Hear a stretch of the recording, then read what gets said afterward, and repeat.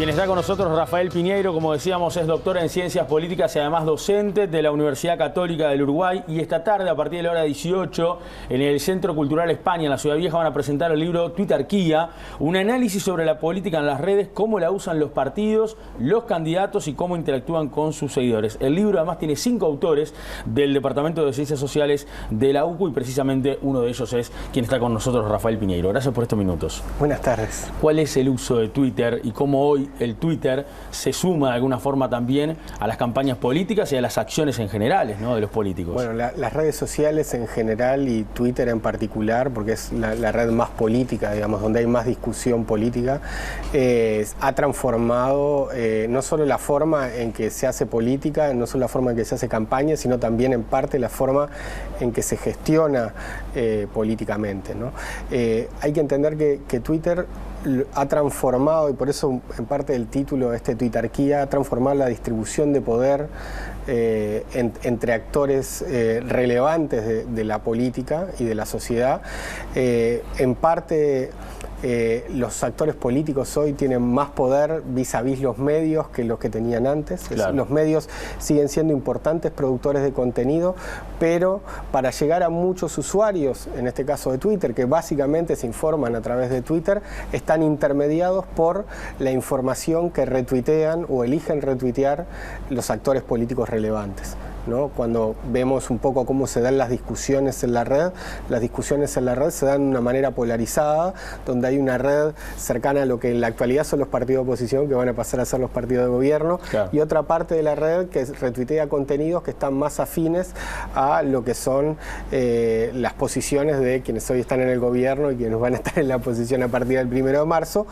Y eso lo que indica es que lo que ven las personas que están en Twitter y que están en uno de esos dos lugares de la red, es información, no es toda la información, sino que es la información que deciden retuitear los actores centrales en esas partes de la red. ¿Y se hace una especie de análisis de los tweets, de cómo fueron manejados por los actores políticos, claro, por ejemplo, en la última campaña electoral? Sí, hemos bajado, porque Twitter es una red abierta y por lo tanto permite descargar los tweets con algunas limitaciones, pero descargar los tweets y descargar un montón de datos de cada tweet. Por ejemplo, la hora en que se hizo, la cantidad de favoritos que recibió, la cantidad de retweets que recibió. Y entonces nosotros lo que empezamos a hacer es a bajar tweets desde marzo de este año hasta el último día, digamos, de la campaña de la segunda vuelta. Y llegamos a bajar algo así como 3 millones de tweets que refieren a la conversación político-electoral en Uruguay, y esos tweets son analizados de diferentes perspectivas a lo largo del libro, ¿no? Analizamos, por ejemplo, los sentimientos vinculados a cada tweet, es decir, para analizar 3 millones de tweets, imagínense que no es posible leer cada uno y definir este es positivo, este es negativo. Claro. Lo que hicimos es utilizar algunas técnicas que permiten, a través de diccionarios que refieren a términos positivos y negativos, analizar cuál es el nivel de positividad o negatividad del tweet, y a partir de eso pudimos ver cuál es el nivel de positividad o negatividad que tienen los tweets de los candidatos o que han tenido los tweets de los candidatos a lo largo de toda la campaña. Y lo que vemos es que los candidatos tienen o suelen hacer tweets que son o neutros, hacen tweets negativos también, pero en promedio son de neutros a positivo. Y hay un aumento leve en algunos candidatos de los tweets más negativos o críticos cuando se acercan las elecciones, porque eso, digamos, les permite marcar algunas diferencias.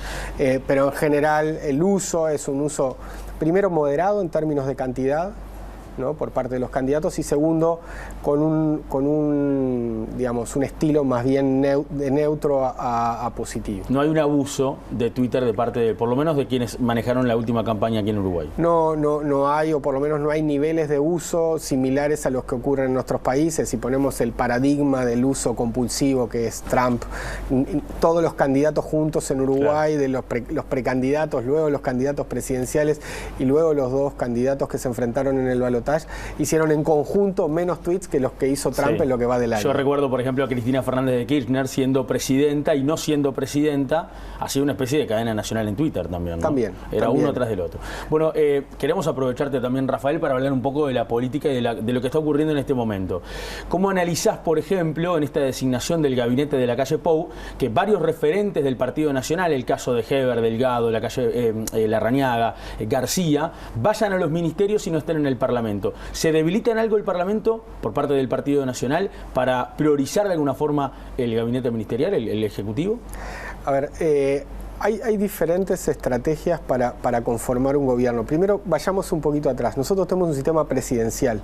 A diferencia de lo que ocurre con los sistemas parlamentarios, los presidentes tienen muchas más opciones que los primeros ministros para diseñar su gabinete. El primer ministro está constreñido porque tiene que conformar una mayoría para llegar a ser primer ministro, ¿no? El caso que mucha gente recordará es el caso de Pedro Sánchez intentando diferentes formas de coalición para lograr una mayoría en el Parlamento español para que sea electo como primer ministro. En este caso, Lacalle Pou ya es presidente y tiene diferentes opciones respecto a cómo integrar su gabinete, ¿tá? Una de las opciones es que el gabinete sea más, digamos, de coalición o sea de partido, ¿no? Y Lacalle Pou decidió que su gabinete sea de coalición, condicionado también por una estrategia electoral previa, que fue la estrategia previa, digamos, posterior a la primera vuelta, donde se conformó una alianza electoral que daba cuenta de esa existencia de una coalición o de una futura coalición de gobierno, que también tiene otra característica que es muy importante, que es mayoritaria, porque el presidente perfectamente puede elegir no tener una coalición mayoritaria, es decir, no conformar un gobierno de coalición mayoritaria. Y después tiene la tercera elección, que es la elección de cómo lo compone, es decir, si lo compone con miembros más partidarios o miembros más técnicos. En este caso, el gabinete es un gabinete proporcional, porque es proporcional a las fuerzas parlamentarias de quienes integran la coalición. Es un gabinete... Aunque hay ciertas molestias, ¿no? Sí, hay ciertas molestias porque la proporcionalidad no es perfecta. Segundo, es partidario, no es técnico. Y como tercer punto, es un gabinete que es mayoritario, es decir, que tiene la mayoría legislativa. Después, hay otra elección que es ¿Eso podría dar a entender que sí, en realidad se debilita en algo el Parlamento por parte del Partido Nacional? No creo, porque, digamos, uno tiene... ¿Cuál es la elección de Lacalle Pou? Que también tiene una mayoría propia restringida. Es decir, bueno, que las negociaciones que se den dentro de la coalición se den en el ámbito del Consejo de Ministros. Es decir, una decisión que sale del Consejo de Ministros es una decisión que automáticamente debería tener mayorías en el Parlamento.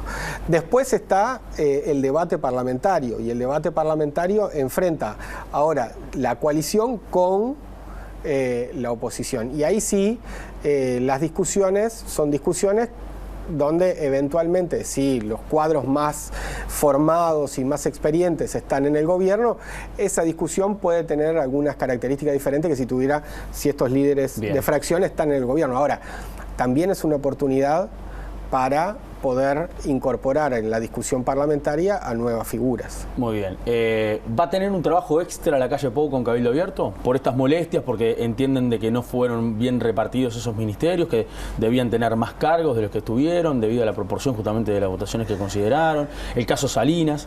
¿Tiene un trabajo extra Lacalle Pou con Cabildo Abierto, puntualmente? Lacalle Pou tiene un problema, que es un problema derivado de la elección del 24 de noviembre, que es una elección donde el resultado no fue lo bueno que esperaban que fuera. Es decir, su coalición de gobierno mide muchísimo más en términos electorales que lo que midió su candidatura en la segunda vuelta. Y esto lo transforma en un presidente que ya tiene ciertas debilidades en términos del contingente parlamentario que tiene, es decir, no es la minoría mayor del Parlamento, es el 30% del Parlamento, y es muy dependiente de sus socios de coalición en ese sentido, y al mismo tiempo no es una figura que haya recibido en el resultado de la segunda vuelta un empujón de legitimidad electoral. Claro. Esto hace que la relación con los socios de la coalición sea una relación donde la asimetría que existe entre presidente y socio de coalición ya no sea tan fuerte. Es decir, que el mascarón de proa, que es Lacalle Pou, no es un mascarón de proa que tenga una legitimidad electoral que le permita tener una espalda ancha y donde todos los socios de coalición asientan sin problema decisiones que vaya a tomar el presidente. Y en ese sentido, algunos partidos que pueden tener diferencias programáticas o diferencias en términos de la distribución de cargos pueden generarle problemas. Muy interesante el análisis, Rafael. Gracias a ustedes por A las 6 de la tarde todos invitados entonces en la casa del Centro Español, ¿no? Del Centro Cultural de España. Centro Cultural de España ahí en la Ciudad Vieja. Gracias, señores. Gracias, Rafael.